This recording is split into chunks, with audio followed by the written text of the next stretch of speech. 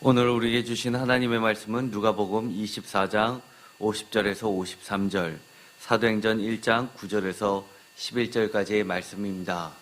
보통 이 두 본문은 승천주일에 보통 많이 말씀을 읽고 설교를 하는 본문입니다.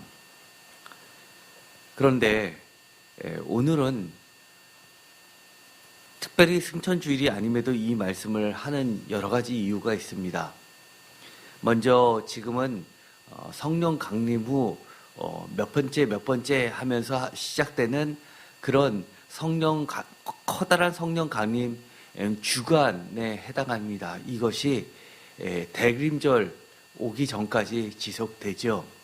어떻게 보면 교회 절기상으로 1년에 거의 절반에 가까운 것이 성령 강림과 관련이 되어 있습니다. 어떻게 보면 그것이 맞는 것이 우리가 성령님을 모시고 나서 우리가 신앙생활을 하는 거 아니겠습니까? 그리고 우리가 보통 신앙생활에 실패하는 내 자신을 보면서 우리는 다시 성령님께 간구하고 성령님이 주시는 힘으로 하루하루를 살아가는 존재이기 때문에 그렇습니다. 그래서 우리가 성도라는 것도 성령님의 함께 하시는 무리들입니다. 거룩할 성자와 무리도자를 따라서. 그렇기 때문에 성령이 빠지고 나서는 사실은 우리가 기독교를 논할 수도 없고 신앙생활을 논할 수도 없습니다. 바로 오늘 읽은 이 본문 말씀 이후에 주님께서 약속하신 그 성령이 우리에게 임하신 겁니다. 제가 감리교 목회자가 되고 나서 주내원으로서 3년 동안 개척교회 하면서 전도사로서의 생활을 시작했습니다. 본부에서 모든 주내원들 정식 목사가 되면 정이란 타이틀로서 정일, 정의 이렇게 나가는데 주내원일 때 여러 가지 교육을 받습니다. 그리고 리포트도 내게 하는데요. 그 중에 첫 해에 낸 리포트가 교회 절기력에 맞춰서 1년 계획을 짜서 제출하라는 거였습니다. 그리고 그걸 가지고 왜 그렇게 짰는지 심사를 하는 시간이었습니다. 그리고 논문도 써서 냅니다. 그런데 제가 그 논문 가운데서 이 성령 강림 주일과 관련된 기간이 거의 절반에 육박하기 때문에 성경에서 성령과 관련된 본문들을 뽑아내서 그걸 가지고 매주 이렇게 1년에 절반씩을 채워나간다면 사실은 이 절기를 지키는 게 좀 상투적일 될 가능성이 많이 높다라는 생각을 했습니다. 그래서 제가 논문에 다른 절기들에 대해서 왜 그렇게 썼는지 그리고 어떤 행사를 하는지를 구체적으로 쓰고 그리고 성령 강림절 이후에 그 대부분을 이 성경 각 권에 대해서 말씀으로 들어가는 걸로 쭉 짰습니다. 그런데 심사를 받을 때 다른 지방의 감리사님이 저한테 굉장히 많이 혼을 내셨습니다. 자기가 처음에 이 논문을 보고 서론도 있고 처음에 시작하는 본문의 본론의 몇 단락을 읽었을 때는 야, 이 논문 대박이다 그랬다는 겁니다. 그런데 중간 정도 지나서 성령 강림 성령 강림 후 1주, 2주, 3주 이렇게 지나가면서 그것을 전부 다 통째 다 날리고 예를 들어서 마태복음 강해, 마가복음 강해 이런 식으로 각권으로 들어가는 거를 보면서 왜 이렇게 했을까라고 하면서 저한테 질문을 하시는 겁니다. 그래서 제가 여러 가지를 말씀을 드리니까 막 화를 내시면서 성령 강림이 얼마나 중요한데 성령님과 함께하지 않고서 어떻게 신앙생활을 할 수도 없는데 성도들에게 그거를 강조를 하지 않고 어렵다고 이것을 통째 날리냐고 아주 야단을 많이 치셨습니다. 그러면서 저한테 탈락을 시킬 생각까지도 하셨다는 것이었습니다.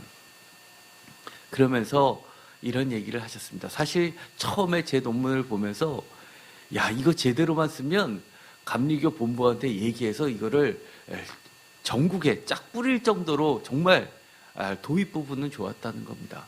성령 강림 그 긴 기간에 어떻게 목회를 이끌어가는지에 대해서는 모든 목회자의 사실 고민이기 때문입니다. 첫 해는 그런저런 해보는데 또 절기가 반복되면 또 그것을 또 해야 되는지 이런 고민이 나올 수밖에 없기 때문입니다. 그래서 목회 연한이 오래되신 분, 예를 들어서 20년 되신 분, 30년 되신 분 이런 분들은 절기 설교가 가장 어렵다고 하죠. 왜냐하면 성경 본문에서 절기에 관련된 본문은 몇 개 안 되는데 해마다 돌아오기 때문에 해마다 다른 설교를 한다는 게 쉽지 않기 때문입니다. 마찬가지로 성령 강림 후에 대해서도 마찬가지인 겁니다. 1년의 절반 정도 되는 그것을 해마다 예를 들어 10년이 지나서 그 본문들을 또 설교를 한다는 것이 여간 어렵지 않기 때문입니다. 그런데 시간이 지나고 나서 제가 요즘에는 이런 생각을 많이 합니다. 정말 내가 그때 잘못했다. 좀 더 성령님에 대해서 우리가 더 많은 설교를 하고 또 우리가 신앙생활을 할 때 성령 충만한 그리고 성령님이 탄식하지 않는 신앙생활을 하는 게 참 중요한데 그것에 대해서 어렵더라도 더 많은 고민을 해야 되는 게 맞는 게 아닌가라는 생각을 합니다. 그래서 오늘의 본문의 말씀은 사실은 그와 어떻게 보면 직접적인 관련이 없는 것 같지만 어떻게 보면 이것이 아주 첫 발짝을 띄는 데서는 매우 중요한 본문입니다. 또한 제가 신학교를 가서 성서학을 할 때 사실 이 본문은 누가복음과 사도행전의 차이점을 드러내는 아주 중요한 본문입니다. 똑같이 승천 기사에 대해서 아주 짤막하게 그려내 있지만 그 두 본문은 너무나 많은 차이점을 보여주고 있기 때문입니다. 그래서 학자들 사이에서는 정말 논란이 되고 있는 아주 중요한 두 본문입니다. 우리가 잘 알고 있듯이 누가복음과 사도행전은 루크, 액츠를 대시로 엮어서 누가복음의 전편 그리고 누가복음의 후편이라고 속편이라고 할 수 있을 정도로 이 누가복음과 사도행전은 하나의 저자로서 전편과 후편이 하나는 누가복음 하나는 사도행전으로 많이들 그렇게 이야기하고 정설화되어 있기 때문입니다. 그래서 저도 누가복음과 사도행전은 저자가 같다라고 그렇게 여러분들에게 쭉 설교를 해왔습니다. 반면에 일부 진보학자들은 누가복음과 사도행전은 저자가 같을 수가 없다라고 이야기를 합니다. 그러면서 그 이유를 다른 저자라고 이야기하는 그 대표적인 본문이 바로 이 승천 기사에 나와 있는 본문이기 때문입니다. 저도 개인적으로는 누가복음과 사도행전은 저자가 다르다고 봅니다. 그럼에도 불구하고 저자가 같다라고 지금까지 이야기한 게 거짓말이냐? 그렇지 않습니다. 왜냐하면 많은 학자들이 주로 이 성경의 각 권은 한 개인의 저자라기보다도 예를 들어서 구약의 소선지서들 보면 저자가 한 명으로 많이 이야기를 하죠. 그런데 신약 성서에 오면 특히 복음서부터 시작되는 것들은 저자를 1인으로 보지 않고 공동체로 봅니다. 예를 들어서 마태복음은 마태교회, 마태공동체. 그리고 누가복음과 사도행전은 누가교회. 어떻게 엄격히 이야기하면 공동체가 저자라는 겁니다. 그래서 저자가 같다라고 이야기하는 것에는 엄격하게 이야기하면 1인이 1장 1절부터 끝장까지 다 쓴 게 아니라 이 1장 1절부터 시작되는 중요한 지도자가 있었고 그것의 가르침을 따랐던 많은 제자들이 함께 이 저작물을 만들어낸 공동체의 저작물로 보기 때문입니다. 이것은 크게 보면 바울 제1서신과 제2 바울 서신이 똑같이 바울 서신이다라고 이야기하는 것과 마찬가지입니다. 어떻게 보면 제1 바울 서신과 제2 바울 서신은 하나는 7개, 하나는 6개지만 그 둘을 구분짓는 그 차이보다도 누가복음과 사도행전의 그 차이는 훨씬 더 적기 때문입니다. 예를 들어 보면요, 제1 바울 서신 중에서는 데살로니가 전서가 있습니다. 제2 바울 서신으로 분류하는 것 중에서는 데살로니가 후서가 있습니다. 하나는 전서, 하나는 후서인데 왜 하나는 바울이 직접 쓴 서신, 또 하나는 왜 바울의 제자가 쓴 서신이냐라고 물으시는 분이 계시겠지만, 학자들이 보기에는 데살로니가 전서는요, 그야말로 바울 서신 중에서 제일 먼저 쓴 서신으로 구분됩니다. 거기에는 임박한 주님의 재림에 대해서 소개를 해주고 있으면서 지금 당장 주님 앞에 서 있는 것처럼 살게끔 하고, 또 복음을 전하게끔 하고, 주님이 오실 때를 대비해서 살게 합니다. 그런데 데살로니가 후서에 가면 어떤 이야기가 나오냐면, 재림이 곧 이루어질 것처럼 생각해서 삶을 흐트러뜨리면서 엉망으로 살지 말라고 경고합니다. 그러면서 주님은 오시지만 지금 각자 맡은 일들에 대해서 성실하게 살아가는 것을 이야기합니다. 그렇다는 이야기는 데살로니가 후서는 주님의 재림이 상당 후 지연됐음을 보여주는 본문이기 때문입니다. 아마 바울의 제자들이, 사도 바울은 자기가 살아있을 때 주님이 다시 오실 것으로 생각해서 열심히 달려갔는데, 사도 바울이 죽고 나서도 상당 기간이 지났는데도 불구하고 주님이 오시지 않았을 때 어떻게 사도 바울이 가르쳐 주신 그 가르침대로 삶을 살아내는지에 대한 관심으로서 사도 바울이 가르쳐준 그 진리를 흐트러뜨리지 않으면서 자신들이 살고 있는 시대에 적용시켰던 것이 데살로니가서 후서이기 때문입니다. 그 정도의 세대의 차이를 보이는데 불구하고 이 누가복음과 사도행전은 사실은 그 정도의 세대 차이를 느낄 수가 없습니다. 그렇기 때문에 간격은 훨씬 좁습니다. 그럼에도 불구하고 오늘의 말씀을 전하보다 보면 어떤 분들은 이거 그냥 공부하냐? 라고 하실 분도 계십니다. 그러나 이런 과정들을 통해서 여러분들이 하나님의 성경 말씀을 읽어나가는 눈을 키운다면 이후 신앙생활에 있어서 철저하게 말씀에 근거해서 성령님의 가르치심과 인도하심으로 살아갈 수 있는 기반이 되는 아주 기초에 관련된 것이기 때문에 그만큼 중요합니다. 어느 정도 기초냐라고 하면, 이 성서학을 전공하는 신학교에서 특별히 신약성서 전공자들에게 신약 개론 때 오늘 제가 주보에 올렸던 이 본문을 그대로 배웁니다. 그 정도로 아주 기본에 관련된 것이기 때문입니다. 내용이 많기 때문에 오늘은 그 요점만 먼저 이야기하고 승천에 관련된 차이점만 이야기하고 나머지 공통점과 연속성과 유사성에 대해서는 수요일 날 주로 성경 공부하듯이 그렇게 계속해서 다 해나가도록 하겠습니다. 신학교에서는 이 부분을 누가복음과 사도행전의 차이점이라고 이야기해주고, 모든 성경은 갖고는 차이가 있음에도 불구하고 이 차이점을 극복하는 연속성과 통일성을 가지면서 성경 66권 모두가 하나님이 기록하신 거룩한 문서로 보고 있습니다. 그래서 누가복음과 사도행전, 루크, 액츠의 차이점을 극복하는 연속성과 통일성이라는 부제를 제가 달았고, 이것을 신앙적인 관점에서 우리가 반드시 기억해야 될 것은 바로 이겁니다.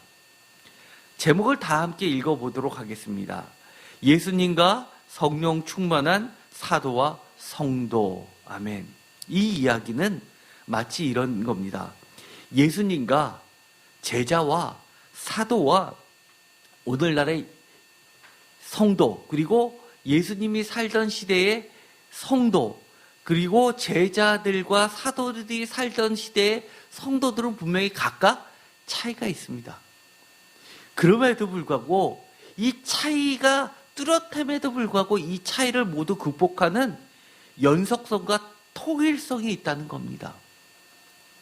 심지어 예수님과 제자 사이에도, 예수님과 사도 사이에도, 예수님과 우리 성도들 사이에도 차이가 있음에도 불구하고 연속성과 통일성이 있다는 겁니다. 연속성과 통일성 하면 마치 학문적인 용어를 써서 어려울 수 있지만 우리가 흔히 생활 속에서 하는 이야기가 있죠. 예를 들어서 이런 겁니다. 부모와 자식 사이에는 닮을 수밖에 없죠. 이것은 진리입니다. 왜냐하면 유전이 같기 때문에 그렇습니다. 그런데 부부 사이는 유전자가 일치하지 않는데도 불구하고 많은 시간을 같이 보내니까 둘이 닮습니다. 심지어 저도 제 아내와 같이 사진을 찍은 것을 제3자가 보면 남매로 합니다. 그래서 예를 들어서 제가 차에다 스티커를 부부 사진을 찍은 스티커를 같이 옛날에 스티커방 같은 데 찍은 사진을 차에다가 붙여놨는데 그걸 보고 어떤 분이 누나예요? 아니면 여동생이에요? 이렇게 물어보시는 분도 제가 들어봤습니다. 그리고 많은 분들이 저희 부부를 닮았다고 하죠. 그래서 세상에서는 이런 얘기도 하죠. 서로 비슷한 사람을 만나면 부부의 연이 있다고 이야기하시는 분들이 있습니다. 저는 그런 것들을 믿지 않습니다. 왜 그럼에도 불구하고 유전자가 틀린데도 살아가는 환경이 다른데도 부부는 서로 닮을까요? 그것은 서로 사랑하기 때문입니다. 유전자 못지않게 더욱 중요한 건 사랑입니다. 오늘 제가 제목에서 이야기한 것처럼 예수님과 사도와 성도는 많은 차이점이 있는데도 이 차이점을 극복하면서 서로 닮는 이유가 있습니다. 왜 닮을까요? 그것은 바로 성령입니다. 성령님이 계시기 때문입니다. 성령님이 충만하실수록 예수님과 제자는 닮습니다. 예수님과 사도는 닮습니다. 더 나아가서 예수님과 성도, 즉 우리는 닮습니다. 만약에 제 모습이 주님과 너무나 많은 차이가 있다면 성령님의 변화가 그만큼 덜 됐기 때문입니다. 우리가 예수님을 사랑하십니까? 그렇죠. 우리 모두는 예수님을 사랑합니다. 예수님을 사랑하다 보면 닮게 되어 있습니다. 닮을 수밖에 없습니다.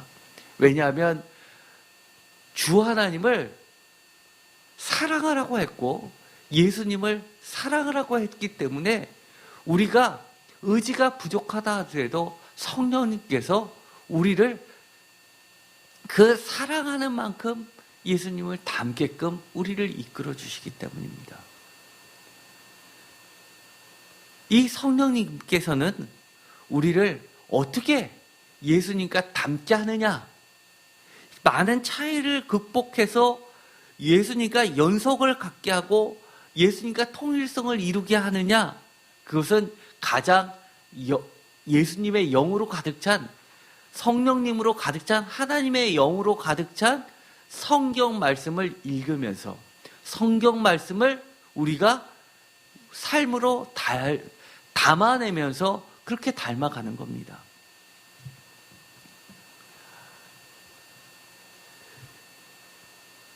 우리가 보통 이렇게 이야기합니다. 성령 행전이라고도 하는 사도 행전은 그 전편이라고 하는 누가복음과 많은 차이에도 불구하고 연속성과 통일성을 지니고 있어 흔히 저자가 동일하다는 말을 한다고 제가 이미 말씀을 드렸습니다. 그런데 이것은 저는 이렇게 이야기를 하고 싶습니다. 많은 차이가 있음에도 불구하고 한 저자라고 하는 이유는 한 성령 안에서 어떻게 하나가 됨을 잘 보여주기 있기 때문입니다. 특별히 누가는 예수님의 승천 이야기를 누가복음 24장 50절에서 53절, 사도행전 1장 9절에서 11절 각 두 문서에서 각각 보여줍니다. 제가 이 누가복음 24장 50장에서 53절까지를 보면 이처럼 아무것도 제가 색칠하지 않고 여러분에게 보여드리고 있습니다.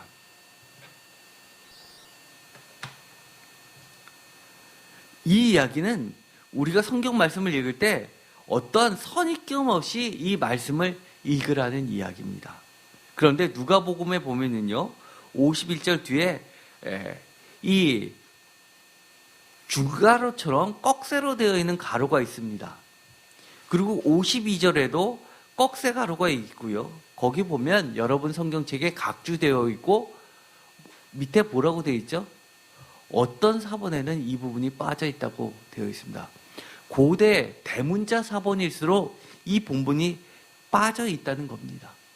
그렇다는 이야기는 아주 초기의 사본에는 이 말이 빠져 있다가 점점 필사본자들이 이 성경책을 그 당시에는 오늘날처럼 성경책을 인쇄하는 게 아니라 일일이 썼죠. 이 파피루스가 낡고 부패되면 그것을 또 써서 남기게 됩니다. 이럴 때 바로 이런 부분이 나중에 갈수록 들어가 있다는 겁니다. 하늘로 올려주시니 그에게 경배하고. 사도행전 1장에 보면 9절부터 마찬가지로 누가복음과 병행되는 구분이 상당히 많이 나옵니다. 그런데 독특한 점은 사도행전으로도 이 승천 이야기 바로 전에 8절에 보면 성령에 대한 이야기를 하게 되고, 누가복음도 24장 50절 전인 49절에 승천 이야기 바로 전에 성령에 대한 이야기하고 그 다음에 주님이 부탁하신 당부가 들어가게 됩니다. 여러 가지 구조상에서는 누가복음과 사도행전은 같은 구조를 따르고 있음을 보게 됩니다. 그런데 이 두 문서에 나타난 승천 기록들에는 다음과 같은 차이들이 있습니다. 일일이 한번 여러분도 유심히 살펴보시기 바랍니다. 그동안 우리가 성경을 읽을 때 너무 대충 읽었다라는 좀 후회가 오늘 간절하게 들었으면 좋겠습니다. 다음부터는 정말 한 글자 한 글자를 소중하게 읽어야겠다는 생각이 좀 들었으면 좋겠습니다. 첫 번째, 누가복음에서는 부활절 저녁에 승천하신 것으로 되어 있는데 사도행전에는 부활 후 40일 만에 승천하신 것으로 되어 있습니다. 제가 이 부분은 과거에 한번 설교한 적이 있는데 이것을 아시는 분 계신가요? 기억하시는 분 계신가요? 누가복음에는 부활절 저녁에 승천하신 걸로 되어 있습니다. 24장 1절에 보면 다 같이 읽겠습니다. 안식 후 첫날 새벽에 이 여자들이 그 준비한 향품을 가지고 무덤에 가서 라고 24장에 시작이 되면서 무덤에 갔더니만 주님의 시체는 보이지 않는 걸로 부활된 것으로 나오게 됩니다. 그리고 나서 중간에 12절에 보면 베드로로 가서 빈 무덤을 확인합니다. 그리고 13절에 그날에 라고 시작하면서 엠마오로 가는 두 제자 이야기가 나오고 24장 42절에 그들이 주님과 같이 생선 한 토막을 같이 먹습니다. 그리고 나서 44절에 보면 또라는 말하고 이어집니다. 그렇다는 이야기는 24장은 1절부터 시작해서 44절 이후까지 다 어떻다는 이야기입니까? 시점은 부활주일 아침에 대한 이야기입니다. 아침에부터 시작해서 이 정도 되면 44절 정도 되면 저녁이 다가온다는 것을 알게 됩니다. 특별히 시간에 대한 언급은 없지만 이것이 저녁이라는 것을 알게 됩니다. 그런데 44절 다 같이 읽겠습니다. 또 이르시되 내가 너희와 함께 있을 때 너희에게 말한 바 곧 모세의 율법과 선지자의 글과 시편의 나를 가리켜 기록된 모든 것이 이루어져야 하리란 한 말이 이것이라 하시고, 이에 그들의 마음을 열어 성경을 깨닫게 하시고, 또 이르시되 이같이 그리스도가 고난을 받고 제3일에 죽은 자 가운데서 살아날 것과 또 그의 이름으로 제사함을 받게 하는 회개가 예루살렘에서 시작하여 모든 족속에게 전파될 것이 기록되었으니 너희는 이 모든 일의 증인이라 라고 해줍니다. 그러자 그들이 주님을 알아보게 되고 그리고 마음이 뜨거워집니다. 이것이 바로 성령이 임하는 사건 내 그들이 경험했던 뜨거움과 같습니다. 그런데 누가복음에 보면 분명히 부활주일 저녁으로 되어 있는데 사도행전에 보면 이렇게 되어 있습니다. 사도행전 1장 2절입니다. 2절부터 다 같이 읽겠습니다. 그가 택하신 사도들에게 성령으로 명하시고 승천하신 날까지의 일을 기록하였느라. 그가 고난 받으신 후에 또한 그들에게 확실한 많은 증거로 친히 살아계심을 나타내사 40일 동안 그들에게 보이시며 하나님 나라의 일을 말씀하시니라 라고 하면서 뒤에 4절 이후에 이 승천에 관련된 이야기가 나옵니다. 그렇다는 이야기는 예수님의 승천은 사도행전에서 언제 후라고요? 40일 이후에 승천하신 걸로 나오는 겁니다. 굉장히 큰 차이죠. 두 번째, 누가복음에서는요, 승천한 장소가 베단입니다. 그런데 사도행전에서는 승천한 장소가 예루살렘 가까이에 있는 감람산입니다. 한 저자가 전편과 후편을 쓰면서 전편을 참조하지 않았을까요? 두루마리를 펼치기도 쉽죠. 맨 끝에 있으니까 펼치기 쉽습니다. 그런데도 불구하고 이렇게 중요한 사건, 예수님의 승천 장소는 굉장히 중요한 사건인데도 불구하고 이 장소를 틀리게 썼다? 사실은 진보학자일수록 그거는 저자는 다르다라고 볼 수밖에 없죠. 누가복음 24장 50절 다 같이 읽겠습니다. 예수께서 그들을 데리고 베다니 앞까지 나가사 손을 들어 그들에게 축복하시더니 축복하실 때 그들을 떠나 하늘로 올려주시니 그들이 그에게 경배하고 큰 기쁨으로 예루살렘에 돌아가 늘 성전에서 하나님을 찬송하니라. 누가복음에서는 베다니 앞까지 나가사 베다니에서 승천하십니다. 사도행전에서 보면 어디냐면 사도행전 1장 12절입니다. 다 같이 읽겠습니다. 제자들이 감람원이라 하는 산으로부터 예루살렘으로 돌아오니 이 산은 예루살렘에서 가까워 안식일에 가기 알맞은 길이라. 감람원이란 산이 나오는데요. 바로 그 전에 11절에 승천에 대한 이야기가 나옵니다. 11절 다 같이 읽겠습니다. 이르되 갈릴리 사람들아 어찌하여 서서 하늘을 쳐다보느냐. 너희 가운데서 하늘로 올려지신 이 예수는 하늘로 가심을 본 그대로 오시리라 하였느니라 라고 하면서 감람원이라는 예루살렘 근처의 산에서 승천하시는 장면으로 되어 있는 겁니다. 엄청난 차이죠. 세 번째, 누가복음을 한번 보면은요, 누가복음에서는 예수님께서 승천하시기 전에 선교 명령을 주시죠. 그러면서 선교 명령과 함께 너희는 이 모든 일의 증인이다 라는 이 선교 명령을 주십니다. 증인이라는. 그런데 그 뒤에 제자들을 축복해 주십니다.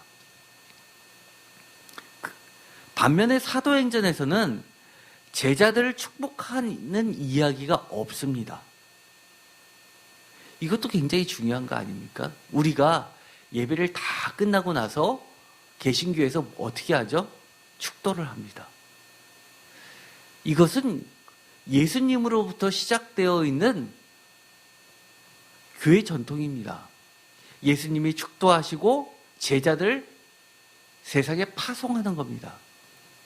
제자들도 예배를 드리고 축도를 하고 이 또 다른 제자들에게, 사도들이 제자들에게 세상에 파송하는 겁니다. 우리가 이 예배가 끝날 때 예배학을 전공하신 분들은 끝에 파송의 노래를 굉장히 중요하게 생각하십니다. 예배 끝나고 축도하고 파송의 노래를 다 부르면서 퇴장하죠. 그렇다는 이야기는 여러분도 일상의 삶으로 돌아가면서 어떤 삶으로 나가는 거라는 겁니까?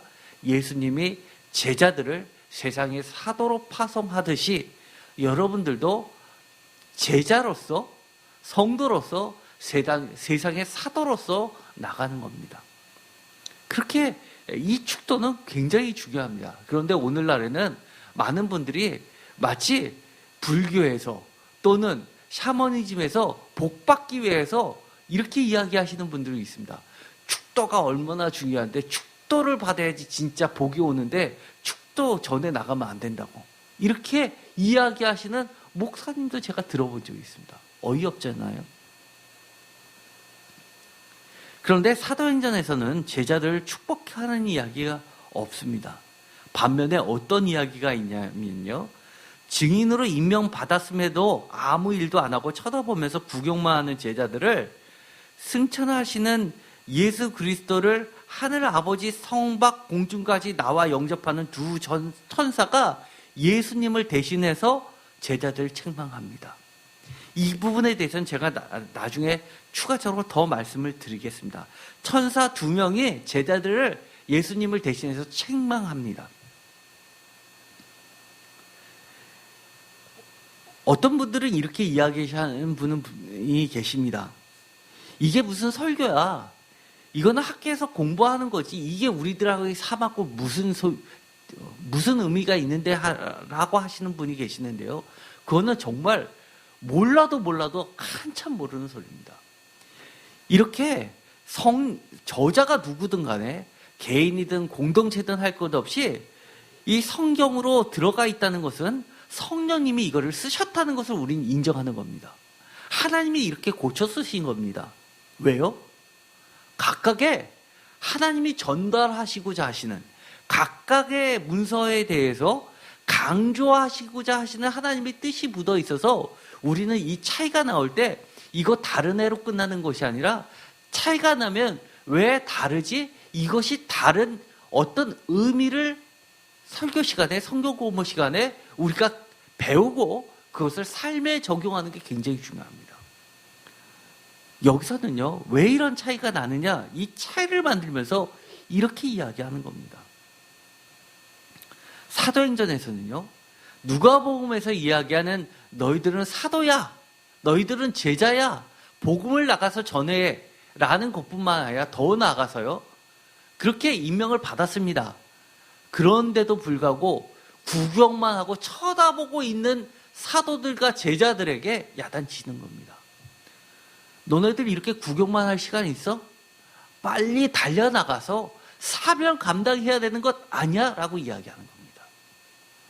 많은 분들이 요즘에 신앙생활을 할 때요, 나 혼자만 내가 신앙생활 하려고 교회생활 하시는 분 계십니다. 나 혼자만 천국 가기 위해서 예수님 믿으시는 분 많습니다. 아니요. 그러면 책망받습니다. 바로 이런 의미들이 다 하나씩 있는 겁니다. 누가복음에서는 여러분이 얼마나 귀한 존재고 사도로서의 사명, 성도로서의 귀한 사명을 깨달으라는 것이고, 사도행전에서는 너희들이 그저 너희들 자신만을 위한 예수 그리스도의 고백이 아니라 하나님 나라의 완성을 위한 사명자로서의 달려갈 길을 제시해 주는 겁니다. 한번 보겠습니다. 누가복음 24장 44절에 보면 이렇게 되어 있습니다. 다 같이 읽겠습니다. 또 이르시되 내가 너희와 함께 있을 때에 너에게 말한 바 곧 모세의 율법과 선지자의 글과 시편의 나를 가리켜 기록된 모든 것이 이루어져야 하리라 한 말이 이것이라 하시고, 중요한 이야기 하십니다. 성령이 너에게 임하면 너희들이 증인이 된다. 마태복음처럼 이야기하지 않고 이 앞에 구체적으로 이야기합니다. 성경 하나하나를 이야기합니다. 모세의 율법뿐만 아니라 선지자의 글, 시편, 즉 유대인들은 지금도 타락이라고 하죠. 토라, 율법책, 선지자, 느비임, 그리고 시편, 거룩한 문서들라고 해서 케투빔을 이야기합니다. 그러니까 이 구약 성경 전체에서 나를 가리켜 기록된 모든 것을 이루어져야 되니까 이 제자들은 어떻게 해야 됩니까? 이 구약 성경 전체를, 그리고 신약 성경 전체를 지금 우리에게 하시는 하나님의 말씀, 예수님의 말씀, 더 나아가서 예수님을 증거하는 소중한 자료들로서 우리가 이 성경을 가지고 증거하는 겁니다. 내가 예수님을 믿었더니면 내가 돈 벌었어, 잘 나가가 아니라는 겁니다. 나는 성경 몰라도 돼? 아니요. 그러라고 여러분들을 파송하는 건 아닙니다. 45절 다시 한번 성경과 기록을 강조합니다. 이에 그들의 마음을 열어 성경을 깨닫게 하시고. 성경은 뭐에 대해서 이야기합니까? 46절 예수 그리스도의 십자가 부활에 대해서 다 이야기하는 겁니다. 또 이르시되 이같이 성경에서 이야기하는 것처럼 그리스도가 고난을 받고 제3일에 죽은 자 가운데서 살아날 것과 47절 또 그의 이름으로 죄사함을 받게 하는 회개가 예루살렘에서 시작하여 모든 족속에게 전파될 것, 전도, 이것이 기록되어 있다는 겁니다. 다시 한번 기록을 강조합니다. 48절 너희는 이 모든 일의 증인이라.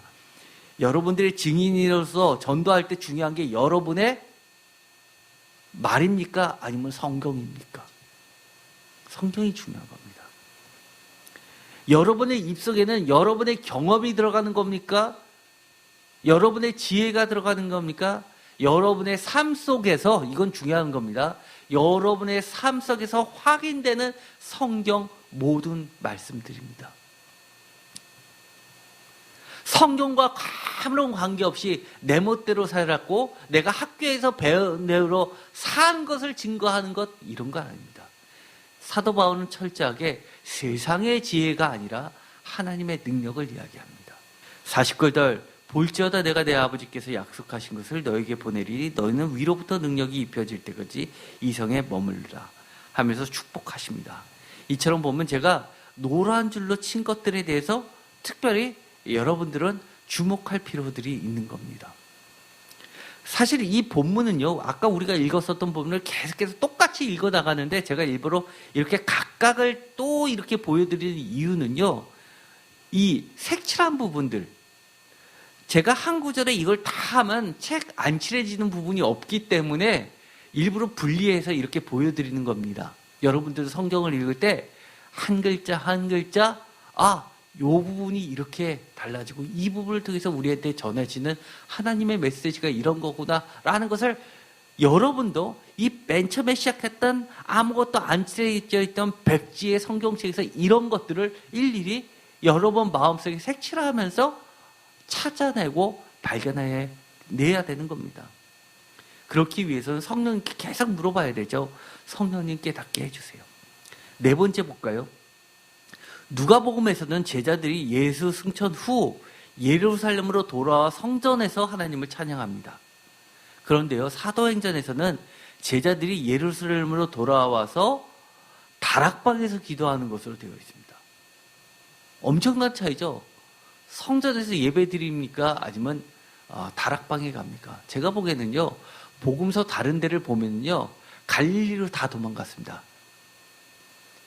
그리고 갈릴리에서 예수님께서 승천하십니다. 그렇죠? 다른 복음서에서는. 저는 신뢰성은 그게 훨씬 있다고 봅니다. 합리적인 순서상에서는. 왜냐하면 예수님께서 십자가에 달려 돌아가셨고 예수님을 따르던 무리들 다 유대교에서는 그 도당이라고 했습니다. 당. 예수님을 따르는 로마 세력에 대항하는 반역군들로 본 겁니다.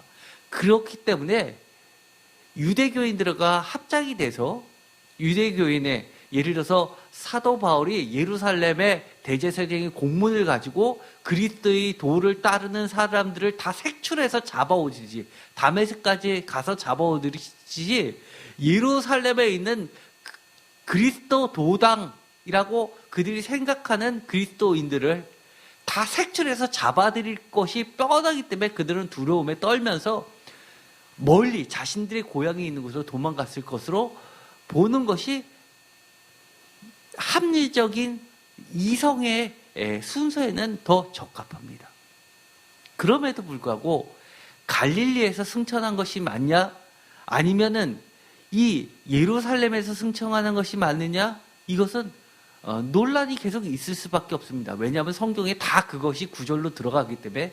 그러면 우리는 성경의 한쪽 부분을 믿고 한쪽 부분을 버리는 것이 아니라 그 모두를 받아들이면서 갈릴리에서 승천하신다 그러면 왜 그렇게 했는지, 예루살렘에서 승천했다고 하면 왜 그렇게 했는지 우리를 받아들이는 겁니다.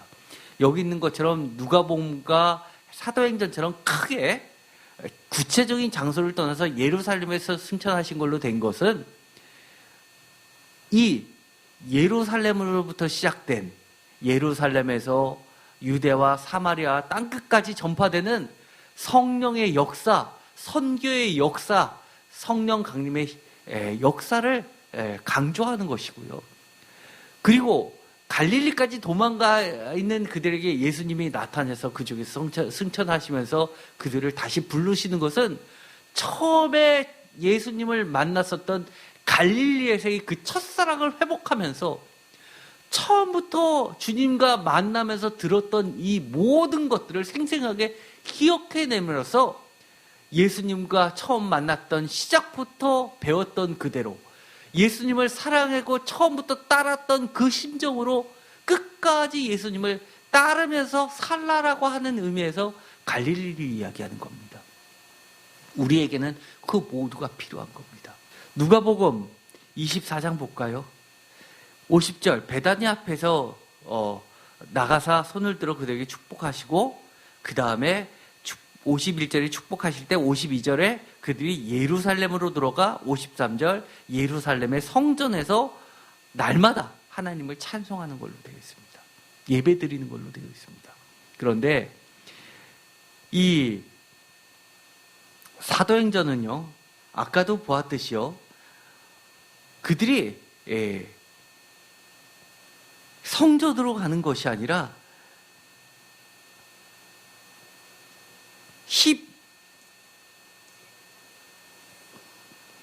13절 다 같이 읽겠습니다. 들어가 그들이 유하는 다락방으로 올라가니, 그러면서 쭉 함께한 사람들의 이야기가 나오고요. 그 다음에 14절 끝에 오로지 기도에 힘쓰더라 라고 되어 있습니다. 이것이 우리가 이야기하는 마가의 다락방 이야기입니다. 예루살렘에 있는 이 다락방에서 그들은 예수님께서 이 성에 머무르라고 그랬으니까 예루살렘에 그들의 한 집에 머물면서 바깥에도 나가지 않고 기도합니다. 바깥에도 나가지 않고 이 집 안에만 있다는 얘기는 아직도 그들에게는 이 예루살렘 안에서 벌어지고 있는 이 두려움, 로마 세력들에 대한 두려움이 남아있다는 이야기입니다. 그리고 나서 성령이 임하고 나서 어떻게 되냐? 그들은 집 밖으로 나가서 심지어 성전 앞에서도 베드로가 설교를 하죠. 그렇게 달라지는 겁니다. 예루살렘으로 들어와 하나님을 찬양한다는 것과 또 마가의 다락방에서 기도하는 것, 사실은요, 둘 다의 전통이 있음에도 불구하고 우리는 넓게 보면 늘 하나님을 찬양하는 자들이라는 것만큼은 기억할 필요가 있습니다. 다섯 번째, 누가복음에서는 예수님이 그냥 하늘로 올려가십니다. 그런데 사도행전에서는 예수님께서 구름에 쌓여서 하늘로 올라오시면서 두 사람의 영접을 받는 것으로 되어 있습니다. 그렇죠? 아까 누가복음 24장을 읽을 때 한 51절에 하늘로 올려지시니라고 끝나게 되죠. 그런데 사도행전에 보면요.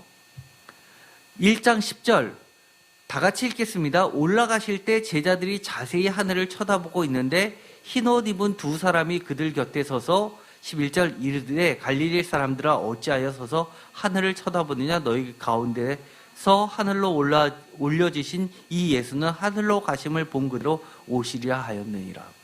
사실 이 구절은요 교회에서 별로 관심을 안 갖고 지나가는 본문이 되어버렸지만 이거 굉장히 중요합니다. 왜냐하면요 여기서 중요한 게 뭡니까? 하늘로 올라가시는데요 두 천사가 있다는 겁니다. 사실은요 두 천사 이야기가 나오면 마태복음하고 혼동하는 경우가 있습니다. 마가복음에서는 한 천사가 무덤에 있었는데 마태복음은 두 천사가 있죠. 그것은 마태복음의 특징입니다. 마태복음은 두세 사람의 증인을 강조합니다. 증인의 확신성을 이야기해서 한 천사가 아니라 두 천사를 이야기하는데 누가복음에서는 거기에 더 나가서 예수님이 하늘로 올라가실 때 두 천사가 나오는데 두 천사를 마태복음처럼 생각해서 하늘로 승천하신 것에 증인으로서 역할을 했다라고 하면 그거는 조금 잘못된 해석입니다. 오히려 누가복음은요 굉장히 헬라화된 세계의 이방인들에게 기독교를 전합니다. 그것도 한동안 시간이 지난 즉 3세대 기독교인이었죠. 그러다 보니까 헬라 문화에 익숙해져 있습니다. 헬라 문화에서는요 이런 것이 있죠. 황제가 전쟁을 나갔습니다. 승리하고 들어옵니다. 황제가 도성에 입성을 할 때는요 사람들을 어떻게 했냐면 성 밖에서 영접하는 무리들을 쭉 깔아놓고 전령들이 먼저 앞에 나가서 나팔을 부르면서 유앙겔리온 기쁜 소식이다. 황제께서 승리하시고 오십니다. 라고 하면서 막 말을 타리고 달리죠. 그것이 복음, 마가복음에서 사용한 복음입니다. 그런데 그렇게 해서 지나가면 사람들이 우르르 나와서 성 밖으로 나가서 가지를 흔들면서 마치 예수님께서 예루살렘으로 입성하실 때 가지를 흔들면서 승리의 왕을 환영하듯이 그들이 그렇게 황제를 환영합니다. 우리가 어렸을 때 지금은 안 그러는데요. 50대 되신 분들은 늘 경험했을 겁니다. 그 당시에 국민학교 때 예를 들어서 박정희 대통령 그 다음에 그 이후에 심지어 이 전두환 대통령 때도 그랬죠. 예를 들어서 어디 순방하고 온다 그러면 학생들 다 동원해 가지고요 그 길목에 다 깔아놓고선 이렇게 태극기 흔들게 했죠. 기억나실 겁니다. 그거는 이처럼 로마 시대에 황제가 입성할 때의 그런 권위와 이 모습을 무려 2000년이 지난 지금까지도 했었던 거죠. 스포츠에는 아직까지도 남아 있습니다. 승리를 하고 좋은 성적을 가지고 귀국하는 이들을 카퍼레이드를 만들어 가지고 시내를 돌게 하죠. 그때 팬들이 나오고 하는 것들은 바로 이때의 문화입니다. 이 사도행전을 쓰고 이 사도행전을 읽는 사람들은 두 천사가 나왔다는 이야기는 이것은 다른 말로 이해하면 진짜 황제는 로마의 황제가 아니라 예수님이다 라고 이야기하는 겁니다. 이것이 데살로니가 전서에도 흔적이 남아 있습니다. 예를 들어서 우리가 전에 잠깐 읽었던 본문인데요. 이 요한계시록하고 관련돼서 이 본문까지 나갔었습니다. 여기 보면 이렇게 되어 있습니다. 데살로니가 전서 4장 15절 우리가 주의 말씀으로 너희에게 이것을 말하노니 주께서 강림하실 때까지 우리가 살아남아 있는 자도 자는 자보다 결코 앞서지 못하리라. 16절부터 다 같이 읽겠습니다. 주께서 호령과 천사장의 소리와 하나님의 나팔 소리로 치니 하늘로부터 강림하시리니 그리스도 안에서 죽은 자들이 먼저 일어나고 그 후에 우리 살아남은 자들도 그들과 함께 공중석으로 끌어올려 공중에서 주를 영접하게 하시리니 그리하여 우리가 항상 주와 함께 있으리라. 이것이 대표적으로 휴거, 끌어올린다. 제가 이거 끌어올린다라 할 때 끌어올리는 것이 머리채를 잡아챈다라는 뜻을 가지고 있다고 그랬죠. 한자로는 휴거가 이 끌어올려 이것을 표현한 겁니다. 이것을 이야기했는데요. 이것은 뭐냐면 주님께서 재림하실 때의 현상을 이야기하는 본문으로 이것이 쓰여진 목적이 아니라요. 주님께서 강림하실 때, 재림하실 때 우리 성도들이 주님을 환영하는 환영단의 제일 앞줄에 선다는 얘기입니다. 제일 1등, 제일 가까운 자리는 누굽니까? 우리보다 먼저 순교당하신 분들. 그 다음에 살아서 끝까지 주님을 배반하지 않고 믿는 자들이 그 다음 가까운 자리로 간다는 환영 무리에 들어간다는 이해합니다. 어떤 분들은 이게 안 되시는 분이 계시면요, 이거 이해하시면 될 겁니다. 콘서트장에 갔습니다. 그러면 무대 바로 맨 앞에 서로 앞으로 가려고 난리치니까 펜스 치고 막죠. 경비원들이요. 또 마라톤 할 때요, 펜스를 다 치고 그 선 넘어지 못하게 합니다. 먼저 가까이서 볼 수 있다는 게 얼마나 큰 영광인데요. 그것도 주님이 강림하실 때. 이거는 환영이라는 이야기입니다. 하늘로 올라가실 때 왜 그럼 천사들이 이 환영단이 나와 있냐? 그건 요한계시록 흔적이 남아있죠. 요한계시록 4장과 5장은 중요하다고 그랬습니다. 4장에 하나님에 대해서 나오고요. 5장에 제가 5장을 할 때 이렇게 이야기했죠. 왕의 귀한이라는 제목으로서 설교를 한 적이 있었습니다. 예수님께서 이 땅에서 고난을 받으시고 다시 복귀하시는 겁니다. 하늘로. 하나님 궁전을 하면서 하나님의 전권을 위임받는 이 두루마리를 손에 쥐시게 됩니다. 그것은 하늘 궁전에서의 사건을 보여주는 거라면 바로 이 장면은 하늘에 있는 천사들이 지상에까지 나와서 공중에서 하늘로 영접하는 겁니다. 그런데 이 누가복음에는 이 비슷한 이야기가 나오죠. 누가복음에는 뭐가 나오죠? 예수님이 하늘에서 이 땅으로 오실 때 어떤 게 나오죠? 천군 천사들이 찬양을 합니다. 그렇죠? 우리가 그동안 크리스마스 때 천군 천사들이 찬송하면서 하늘에는 영광, 땅에는 평화 이렇게 찬양하는 것들이요. 단순히 어린 양을 탄생을 축하하는 것 정도로 이해하는데요. 사실 이거는요, 황제이신 진짜 왕이신 예수 그리스도께서 이 땅에 임하실 때 천군 천사들이 먼저 와서 대기하고 있는 겁니다. 영접하고 있는 겁니다. 땅에서.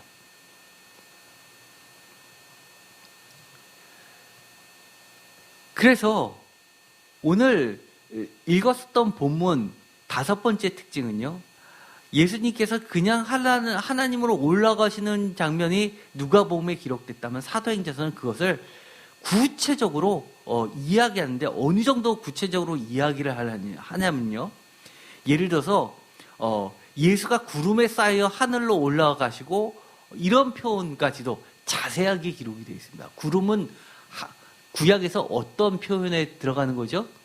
하나님께서 임재하실 때 구름으로서 가리면서 하나님의 수레바퀴입니다.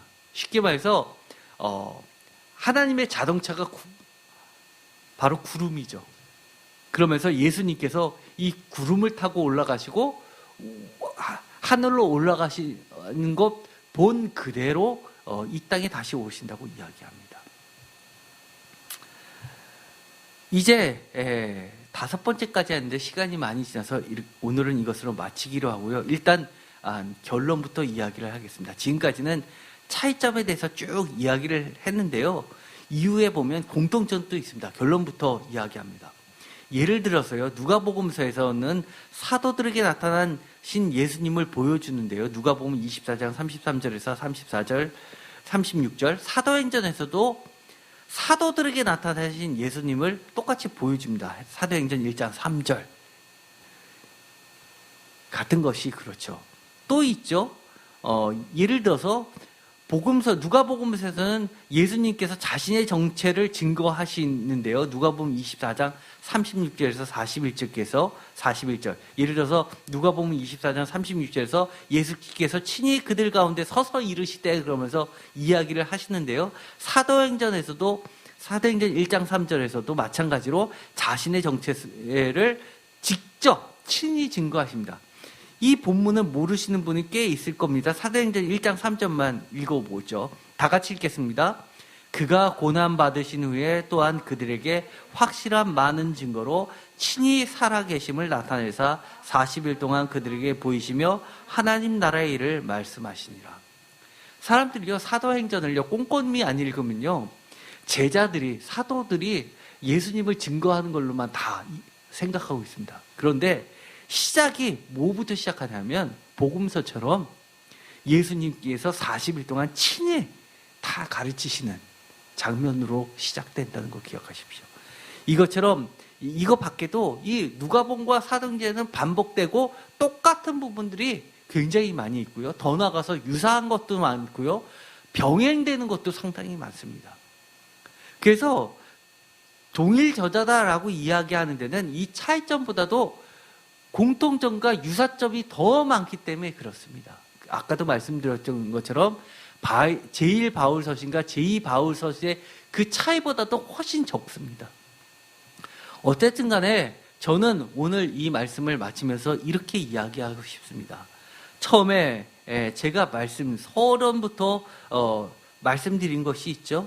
이 설교 말씀이 길어지니까 여러 차례 나눠서 해야 되니까 이 중심 사상을 놓치지 말라고 말씀을 드렸습니다. 예수님과 사도들과 또 제자들과 성도들 사이에 많은 차이들이 있을 수밖에 없습니다. 그럼에도 불구하고 우리가 예수님을 닮아가야 됩니다. 예수님을 우리가 우리 삶 속에서 예수님을 보여줘야 됩니다. 어떻게 해요? 부가가 서로 사랑하면 닮듯이 예수님을 사랑하고, 누가복음과 사도행전에서 가장 일치되는 것, 처음부터 끝까지 흐르는 가장 중심이 무엇인지 아십니까? 바로 성령에 대한 이야기입니다. 이 누가복음과 사도행전에 나오는 성령은요, 요한복음에서 이야기하는 보혜사 성령하고는 성격이 확연히 차이가 납니다. 사도행전에서 나오는 성령과 가장 비슷한 건 누가복음이고요. 누가복음에서 나오는 성령과 가장 비슷한 것은 사도행전이기 때문입니다. 바로 이 성령님 때문에 우리는 예수님과 많은 차이가 있음에도 닮아갈 수 있다는 건 꼭 잊지 마십시오. 우리가 앞으로 신앙생활을 할 때 어떻게 해야 된다는 거요? 성령님의 늘 가까이 모시고 성령님이 원하시는 대로 우리를 끌어가시도록 우리가 성령님께 내 자신들을 내어놓고 성령님의 음성에 귀 기울여야 됩니다. 그러려면 어떻게 해야 되죠? 계속해서 이야기한 것, 누가복음과 사도행전에서 예수님이 마지막에 제자들을 가르치실 때 성령이 임하지도 않았는데 그들이 마치 성령이 임한 것처럼 예수님을 명확하게 눈으로 밝히 보게 된 건 바로 성경을 깨닫게 해주실 때라는 겁니다. 우리가 말씀과 늘 가까이 하면서 성령님의 충만함을 받게 되기를 간절히 축원드립니다. 기도하고 마치겠습니다. 하나님 감사합니다. 우리가 좀 더 하나님의 말씀을 꼼꼼히 읽으면서 성령님께서 하시는 말씀을 귀 기울이면서 우리가 예수님을 닮아가게 하여 주옵소서. 우리의 삶을 통해서 예수님이 드러나게 하여 주시옵소서. 예수 그리스도의 이름으로 기도드렸습니다. 아멘.